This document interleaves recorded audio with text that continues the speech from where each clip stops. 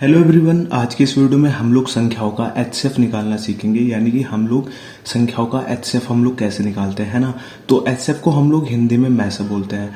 तो ये वीडियो मैंने बिल्कुल बेसिक लेवल से बताया है, जिसमें हम लोग शुरुआत से एचसीएफ कैसे निकालते हैं ना, बिल्कुल जीरो लेवल से। अब जिन भी बच्चों को बिल्कुल जीरो लेवल से एचसीएफ निकालना सीखना है तो वो बच्चे इस वीडियो को पूरा अंत तक वॉच कर सकते हैं ना, वरना आप लोग इस वीडियो को बिल्कुल अभी छोड़कर जा सकते हैं। ओके, तो देखो यार, हम लोग बात करते हैं अब क्वेश्चंस की। तो एचसीएफ हम लोग कैसे निकालते हैं, और इस वीडियो में हम लोग एचसीएफ का सबसे बेस्ट मेथड जो होता है निकालने का, उसके बारे में बात करने वाले हैं ना।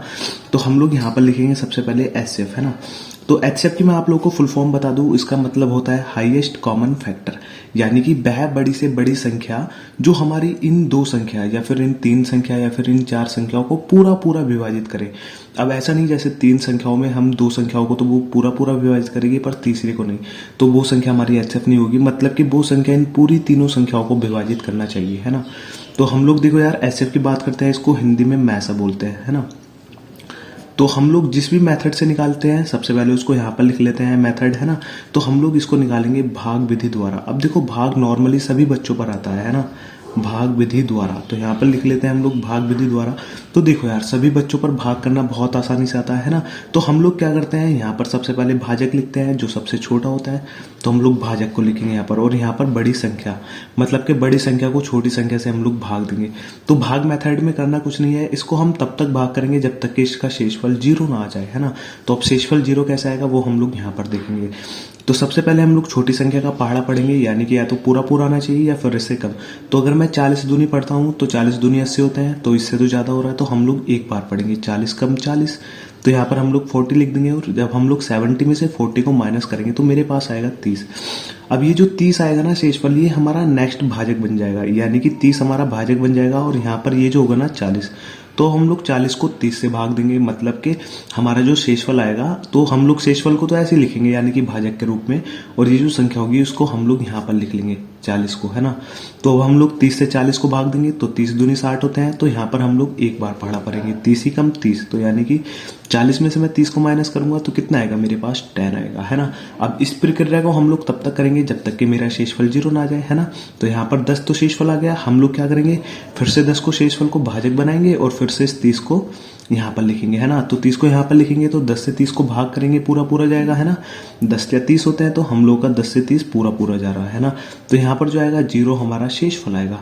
अब ये जो शेषफल आएगा ना, हम लोग का जो अंतिम भाजक, मतलब कि अंतिम भाजक बोलते हैं हम लोग, जिससे हम लोगों ने भाग दिया है, यानी कि 10 से भाग देने पर हमारा जीरो आया, तो हमारा जो एचसीएफ होगा ना दो संख्याओं का, वो हमारा 10 होगा, है ना। तो इस विधि में हम लोगों ने पहला जो क्वेश्चन किया है, मतलब कि उसमें दो संख्याएं दी हुई थी। यहाँ पर देखो दो संख्याएं, अब अगर तीन संख्याएं दी हुई हो तो हम लोग उसको कैसे करेंगे, है ना। तो तीन संख्याओं वाला एक क्वेश्चन उतारते हैं। सबसे पहले हम लोग यहाँ पर लिख लेते हैं। तो क्वेश्चन नंबर सेकंड है मेरे पास। तो यहाँ पर 15 दे रखा है, 25 दे रखा है और 35 दे रखा है। अब अगर आपसे बोले कि इन तीनों संख्याओं का एचसीएफ निकालना है आप लोग, तो आप लोग इसी विधि का प्रयोग करेंगे।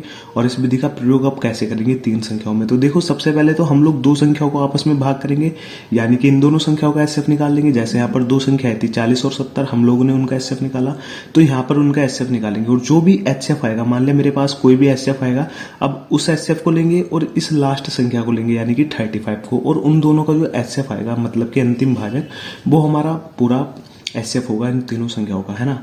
तो यहाँ पर हम लोग सबसे पहले 15 से 25 को भाग देंगे। ऐसे चलेंगे हम लोग, सबसे पहले छोटी संख्या, फिर बड़ी संख्या, फिर उससे बड़ी। अब ऐसा नहीं 15 को मैं 35 से डायरेक्ट भाग दे दूं, है ना। तो सबसे पहले छोटी संख्या और यहाँ पर बड़ी संख्या, है ना।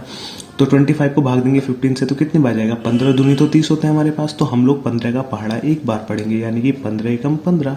तो यहाँ पर 15 आ जाएगा, और यहाँ पर देखो 25 में से 15 को माइनस करेंगे तो मेरे पास आ जाएगा 10। अब ये जो 10 जो शेषफल आएगा, हम लोग इसको बना लेंगे भाजक, है ना। अब यहाँ पर लिख लेंगे हम लोग 15 को, यानी कि जिससे हम लोग शुरू में भाग दे रहे थे, है ना, उसको यहाँ पर लिखेंगे हम लोग। अब 10 से 15 को भाग करेंगे तो कितनी बार जाएगा, 10 एकम 10, है ना। तो एक बार ही जाएगा, दो बार में ज्यादा हो जाएगा। तो हम लोग यहाँ पर शेषफल कितना बचेगा, 5 बचेगा यहाँ पर मेरा शेषफल, है ना। अब यहाँ पर 5 हमारा एक बार फिर से भाजक बन जाएगा, और यहाँ पर हम लोग इस 10 को यहाँ लिख लेंगे, है ना। तो यहाँ पर देखो 5 से इसको भाग करेंगे, 5 दूनी होते हैं 10। तो यहाँ पर देखो 10 पूरा पूरा जा रहा है, यानी कि शेषफल जीरो आ रहा है। और मैंने आप लोग से क्या बोला था कि जब तक शेषफल जीरो नहीं आया तब तक आप लोग को इसी प्रक्रिया से भाग देना है।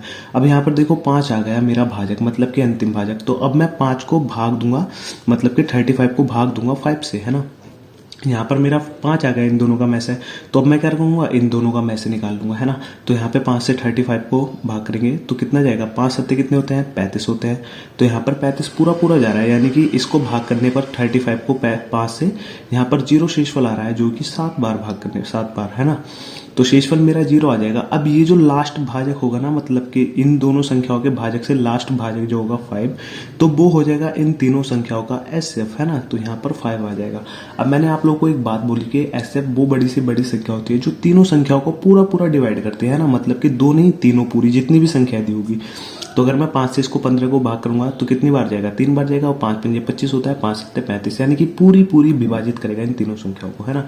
अब हम लोग देखो लास्ट एग्जांपल देते हैं, उसमें मैंने 4 संख्याएं ली हैं इस बार, है ना, ताकि आप लोगों को कोई कंफ्यूजन ना रहे, है ना। तो यहाँ पर मैंने 4 संख्या ली है, तो लास्ट एग्जाम्पल है मेरा, यहाँ पर हम लोग लिखेंगे एग्जाम्पल लास्ट, है ना। तो यहाँ पर देखो एग्जाम्पल में क्या दिया है कि 8, 20 और 28 और 24। अब देखो बहुत से लोग कंफ्यूज होंगे कि यार तीनों संख्याओं का भाग तो बहुत ईजी था, दो संख्याओं का भी बहुत ईजी था। अब देखो 4 संख्याओं का भी बहुत ईजी होने वाला है, क्योंकि हम लोग सबसे पहले इन 2 संख्याओं का एचसीएफ निकालेंगे, और फिर हम लोग तीसरी संख्या हो तो फिर उसके साथ उसका एचसीएफ निकालेंगे, और जो इन तीनों संख्याओं को जो एचसीएफ आएगा फिर उसके एचसीएफ के साथ हम लोग इस संख्या का एचसीएफ निकालेंगे, है ना। तो आप लोग इस प्रक्रिया को समझ गए होंगे, है ना। तो सबसे पहले हम लोग सबसे छोटी संख्या लिखेंगे यहाँ पर भाजक के रूप में, और यहाँ पर लिखेंगे 20 को, क्योंकि 8 से बड़ा 20 ही है, वरना सारे तो 20 से भी बड़े हैं, है ना।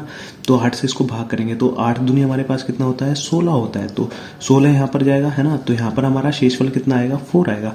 अब यहाँ पर ये जो 4 आएगा ये हमारा एक भाजक बन जाएगा, है ना। तो अब हम 4 यहाँ पर लिखेंगे और 8, तो अब 8 को 4 से भाग देंगे तो 8 से कितनी बार भाग जाएगा, 4 दूनी कितने होते हैं हमारे पास, 8 होते हैं, है ना। तो यहाँ पर देखो शेषफल कितना हो रहा है, मेरा 0 हो रहा है ना। तो ये जो मेरा 2 संख्याओं का जो अंतिम भाजक यानी कि एचसीएफ आएगा वो 4 आ रहा है इन दोनों संख्याओं का। तो यहाँ पर मैं 4 को लिखूंगा। अब इससे नेक्स्ट संख्या मेरे पास क्या है, 28 है। तो अब इन दोनों संख्याओं का मैं वो एचसीएफ निकालूंगा, है ना। तो हम लोग क्या करेंगे, 4 से 28 को भाग देंगे, मतलब कि तो 4 सत्ते कितने होते हैं, 4 सत्ते मेरे पास पूरे पूरे 28 होते हैं ना। तो 4 सत्ते मेरे पास 28 होते हैं, यानी कि पूरा पूरा चला गया एक ही बार में। तो यहाँ पर 28 0, फिर से हमारा शेषफल 0 आ चुका है ना। तो अब ये जो भाजक होगा ना, है ना, अब इस भाजक से हम दोबारा से इन दोनों का एचसीएफ निकालेंगे, यानी कि 4 का और 24 का, है ना। मैं यहाँ पर निशान लगा देता हूँ ताकि आपको कंफ्यूज ना हो, है ना। तो यहाँ पे हम लोग 24 को भाग देंगे 4 से, है ना। तो 4 से कितनी बार जाएगा, 6 चौक कितने होते हैं मेरे पास, 24 होता है। तो 6 चौक कितने होते हैं, 24। तो 24 करने पर मेरे पास जो शेषफल आ रहा है वो बिल्कुल नील, यानी कि 0 आ रहा है ना। तो यहाँ पर जो ये जो भाजक होगा ना, 0 जो ला रहा है, तो इसको ही बोलेंगे हम लोग लास्ट एचसीएफ, जो कि इन चारों संख्याओं का मेरा लास्ट एचसीएफ होगा, है ना। यानी कि 4 वह संख्या होगी हमारे पास जो इन चारों संख्याओं को पूरा पूरा विभाजित करेगी, है ना। तो बस यही था यार आज की वीडियो में। हम लोग ने बहुत आसानी से बिल्कुल 0 लेवल से, जिसको हम लोग एचसीएफ बोलते हैं, जिस भी बच्चे पे नहीं आता उन सभी को मैंने सिखाया कि हम लोग एचसीएफ हम लोग कैसे फाइंड करते हैं सभी संख्याओं का, है ना। तो बस यार यही था आज की वीडियो में, एंड मिलते हैं नेक्स्ट वीडियो में, तब तक के लिए बाय बाय।